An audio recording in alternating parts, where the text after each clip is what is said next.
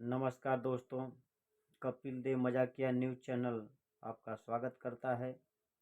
मैं अपना विचार राजनीतिक हलचल पर आज रखते हुए मैं आज बात करता हूं, क्या राजा भैया इंडिया गठबंधन के हिस्सा हो सकते हैं? हाँ, हो सकते हैं। कुछ संभावना जताई गई हैं।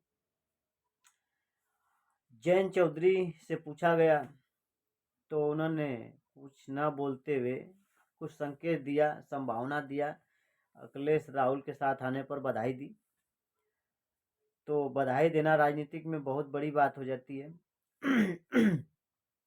अभी एक बात मैं करते हैं बीएसपी प्रमुख मायावती जी पर, जिनके 2019 में सपा से गठबंधन हुआ था और 10 सांसद जीते थे।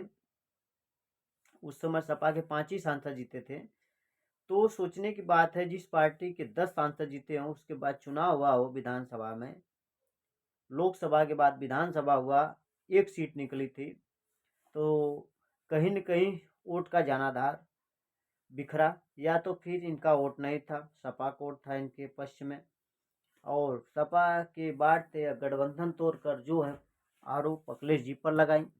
और उन्होंने जवाब भी दिया कि अखिलेश जी की वजह से हमारी पार्टी हारी, चूँकि अखिलेश यादव जी खुद ही 5 सीट बचा पाए थे उस मोदी लहर में। तो कहने की बात है, इस बार मायावती जी चुनाव अकेले लड़ने की जो है घोषणा कर दी है। और क्या वह अकेले चुनाव लड़कर क्या हासिल कर सकती हैं? कुछ नहीं हो सकता है इस माहौल को देखते हुए। हाँ, मायावती जी को यह लगता था कि दलित और मुसलमान एक साथ में आ जाएंगे तो हम चुनाव जीत जाएंगे, लेकिन ऐसा होता संभव सा दिख रहा है, क्योंकि इस समय का माहौल मायावती जी के पक्ष में नहीं है। उनके 10 के 10 सांसद भागने के कगार पर या भाग चुके हैं। एक तो बीजेपी में शामिल हो गए, और एक जो है गाजीपुर के सांसद अफजल अंसारी को टिकट दे दिया गया है सपा से।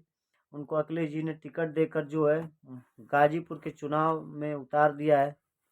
गाजीपुर के रण में जो है अफजल अंसारी उतर चुके हैं। तो इस स्थिति में मायावती जी की क्या स्थिति होने वाली है आप लोग समझ सकते हो।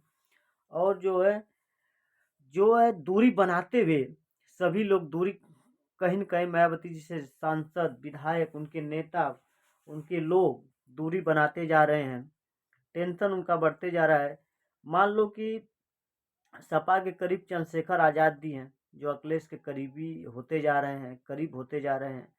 उनका भी दलित दो फाड़ हो जाएगा। दलित में 2 प्रकार का वोट है, जाटों।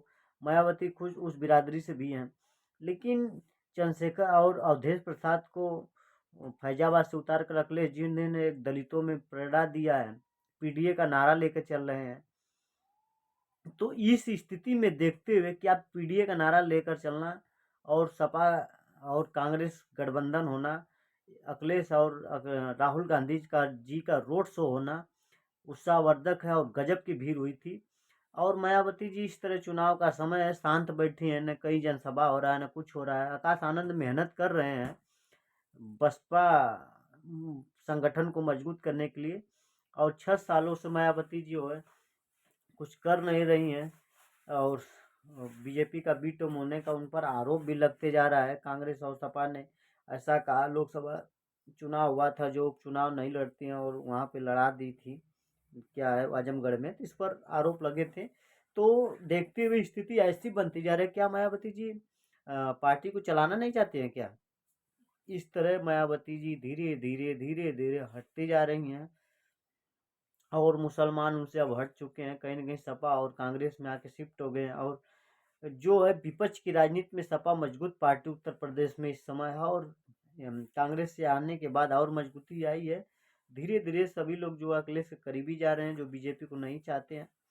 और इस स्थिति में देखते हुए अखिलेश जी एकदम दमदारी से चुनाव लड़ रहे हैं। तो मायावती जी कहीं न कहीं एक समय 4 बार की मुख्यमंत्री रही हैं, तो इस तरह धीरे-धीरे वो उनका अथू होना, निष्क्रिय होना कहीं न कहीं बसपा के लिए हानिकारक है। फिलहाल बसपा के पास आज भी 12% वोट है। तो अब बसपा को सोचना है क्या नहीं करना है। अब धीरे-धीरे बसपा खत्म होने की कगार पे है, अगर मायावती जी हलचल तेज नहीं की तो। आकाश आनंद भी लगे हैं पार्टी को मजबूत बनाने में, देखो भविष्य में क्या होता है। उनके नेताओं का, उनके कार्यकर्ताओं का मानना था कि सपा से गठबंधन कर ले, लेकिन ऐसा मायावती जी नहीं करी। अब धीरे धीरे लेट होता जा रहा है। अभी कांग्रेस को आशा है, हो सकता है कि चुनाव आचार संहिता लगने पर चुनाव के समय गठबंधन हो, तो उस स्थिति में थोड़ा दिक्कत भी आती है। ये सब पहले हो जाना चाहिए था दोस्तों। तो इस तरह की राजनीति है, पूरे देश की राजनीति है, आप लोग देख ही रहे हो क्या कैसे क्या हो रहा है। और मायावती जी की इतनी बड़ी पार्टी होते हुए भी वह कहीं न कहीं निष्क्रिय होती जा रही हैं। अभी देखो 12 साल की पार्टी केजरीवाल की है, कितनी जनाधार बढ़ती जा रही है, कितने दमदारी से वह बात रखते हैं विधानसभा में और अपनी पार्टी का करते हैं कि हम ऐसे किया वैसे किया, यानी ज़्यादातर के उनके शिक्षा और चिकित्सा पर ध्यान रहता है केजरीवाल का। तेजस्वी यादव नौकरी और रोजगार पर बात करते हुए बिहार में तहलका मचा रहे हैं। अखिलेश जी जो है पहले की जो काम किए तो उसको दिखाते हैं और बीजेपी की नीतियां और गलत नीतियां बताते हैं। तो इस तरह से वो हम कहीं मायावती जी का बयान ही नहीं आता है, तो क्या करना है। अब देखो आगे क्या होता है। दोस्तों नमस्कार, हमारे चैनल को सब्सक्राइब और लाइक करना। जय हिंद, जय भारत, नमस्कार नमस्कार नमस्कार।